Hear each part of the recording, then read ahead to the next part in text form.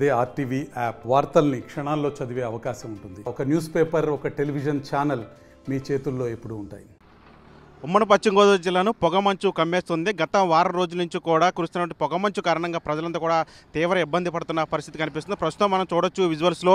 ప్రస్తుతం ఇది mini bypass road. ఈ ప్రాంతంలో ఏలూరులో ఉన్నటువంటి మినీ బైపాస్ రోడ్డు. ఈ ప్రాంతంలో నిత్యం వాహనాలు తిరుగుతూ ఉంటాయి. ఒకసారి మనం విజువల్స్ చూడొచ్చు. ఇప్పుడు సమయం 7 దాటింది, ఉదయం 7 గంటలు దాటింది. అయినప్పటికీ కూడా ఇప్పటికి కూడా పెద్ద ఎత్తున మంచు కురుస్తూ ఉంది. కనీసం రోడ్ల మీద ఎదురుగా వచ్చే వాహనాలు కూడా కనిపించని పరిస్థితులు ఉందని చెప్పొచ్చు. మనం చూడొచ్చు గత వారం రోజుల నుంచి కూడా ఇదే రకంగా మంచు కురుస్తూ ఉంది. సంక్రాంతి తర్వాత నుంచి కూడా ఉమ్మడి పశ్చిమ గోదావరి జిల్లా వ్యాప్తంగా కూడా ఉభయ గోదావరి జిల్లాల్లో పెద్ద ఎత్తున మంచు కురుస్తూ ఉంది.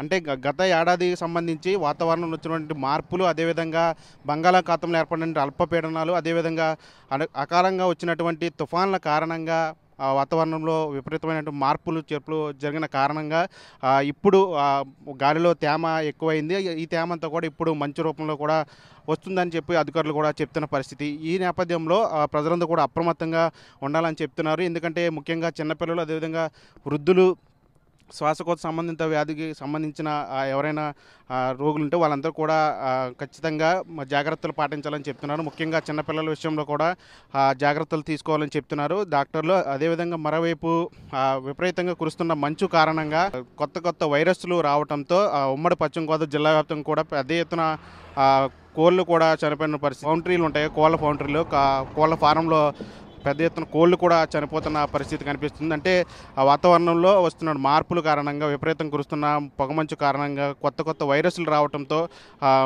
మూగజీవాలు కూడా చనిపోతున్న పరిస్థితి కనిపిస్తుంది. మరోవైపు ముఖ్యంగా ప్రయాణాలు చేసేవాళ్ళు కూడా జాగ్రత్తగా ఉండాలని చెప్తున్నారు అధికారులు. ఎందుకంటే ఉదయం 7 గంటలు దాటినప్పుడు కూడా ఇప్పటికీ కూడా పొగమంచు కమ్మేసింది.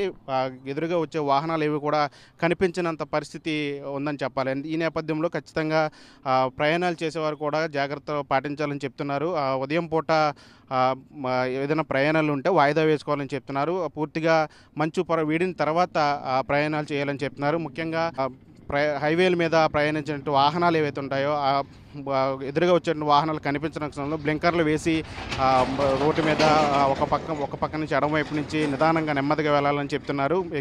పొగమంచు ఎక్కువగా ఉంటే గనక కొద్దిసేపు వాహనాన్ని అక్కడ నిలిపేయాలని చెప్తున్నారు. ఎందుకంటే పొగమంచు కారణంగా ఎదురుగా వచ్చే వాహనాలు ఎంత లైట్లు వేసినప్పటికీ కూడా కనిపించిన పరిస్థితి ఉంటుంది. ఈ నేపథ్యంలో ప్రమాదాలు ఎక్కువగా జరిగే అవకాశం ఉంటుంది. ముఖ్యంగా హైవేల మీద ప్రయాణించే వాహనాలు, సుదూర ప్రాంతాలు ప్రయాణించే భారీ వాహనాలు ఇవన్నీ కూడా ఖచ్చితంగా ఇట్లాంటి ప్రాంతాల్లో, అంటే ఉమ్మడి పశ్చిమ గోదావరి జిల్లా వ్యాప్తంగా కూడా పెద్ద ఎత్తున పొగమంచు కురుస్తున్న నేపథ్యంలో ఇలాంటి ప్రాంతాల్లో ఖచ్చితంగా పొగమంచు ఎక్కువ ఉంటే గనక రోడ్డు పక్కన కొద్దిసేపు నిలిపివేయాలని చెప్తున్నారు. ఏదేమైనప్పటికీ కూడా ఉమ్మడి పశ్చిమ గోదావరి జిల్లా వ్యాప్తంగా కూడా పెద్ద ఎత్తున పొగమంచు కురుస్తూ ఉంది.